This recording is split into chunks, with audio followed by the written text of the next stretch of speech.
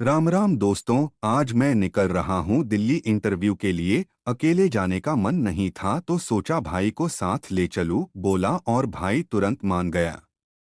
अब सफर होगा मजेदार, जैसा तय हुआ था। बाइक मैं चला रहा हूँ और वापसी में भाई चलाएगा। फिलहाल हम सहजापुर टोल टैक्स पर हैं। देख सकते हैं आप, ट्रकों की लंबी लाइन लगी है यहाँ। थोड़ी देर आराम करेंगे। सफर लंबा है और थकावट भी हो रही है। दोस्तों, सफर में एक अलग ही मजा है। रास्ते में जो नज़ारे मिल रहे हैं, दिल खुश हो गया। कहीं हरियाली है तो कहीं खेतों में काम करते किसान दिख रहे हैं। सड़क के किनारे छोटे छोटे ढाबे, चाय की दुकानें और हल्की हल्की हवा चल रही है। बस अब म्यूजिक ऑन है, भाई पीछे बैठा है और हम सफर का मजा ले रहे हैं।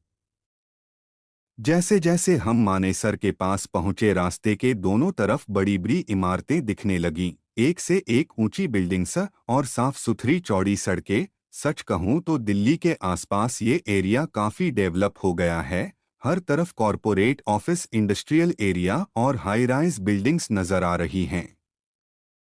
अलग ही फील आ रहा है यहाँ से गुजरते हुए। अब हम खेरकी दौला टोल पर हैं। सफर करते करते थकान तो हो गई है, लेकिन दिल्ली करीब आ गई है, ये सोचकर एक अलग ही जोश आ जाता है। अब हम दिल्ली में एंटर कर चुके हैं। सड़कें बदल गई हैं, माहौल बदल गया है और दिल में एक अजीब सी फीलिंग आ रही है। बचपन से सुना था दिल वालों की दिल्ली, आज महसूस हो रहा है। क्या है? पुष्पा, पुष्पराज। रास्ते में हमें इंडिया गेट भी दिखा। इंडिया गेट से निकलकर हम पहुंच गए दिल्ली के चिड़ियाघर। जैसे ही अंदर गए, चारों तरफ हरियाली और जानवरों की आवाजें सुनकर मन खुश हो गया। शेर, हाथी, बंदर और रंग-बिरंगे पक्षी देखकर ऐसा लगा जैसे बचपन वापस आ गया हो। थोड़ी देर के लिए इंटरव्यू का टेंशन भी भूल गए। बस घूमे, मुस्कराए और इस पल को दिल में कैद कर लिया।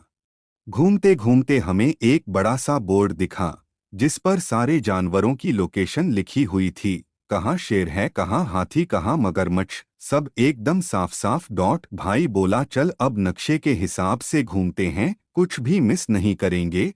और फिर बस हम निकल पड़े पूरे जोश में, जैसे कोई मिशन शुरू कर दिया हो। एक बंदर तो भाई बिल्कुल रैंप वॉक कर रहा था, सीधा सीधा स्टाइल में चल रहा था जैसे जंगल का मॉडल हो। हम बोले, भाई इसे तो फैशन शो में भेजना चाहिए। लोग देख देख के हंस रहे थे। इस सज्जन को क्या तकलीफ है भाई? फिर हम घर के लिए निकल पड़े। रात के 9 बज चुके थे और थकावट भी काफी हो चुकी थी। अब बाइक भाई चला रहा था, जैसा सुबह तय किया था। वही सड़कें, वही रास्ता, लेकिन अब माहौल शांत था। सिर्फ बाइक की आवाज, ठंडी हवा और पूरे दिन की यादें हमारे साथ चल रही थीं। धीरे धीरे बाइक चल रही थी और हम मन ही मन सोच रहे थे, क्या दिन था यार, थकाने वाला लेकिन दिल को सुकून देने वाला। टूट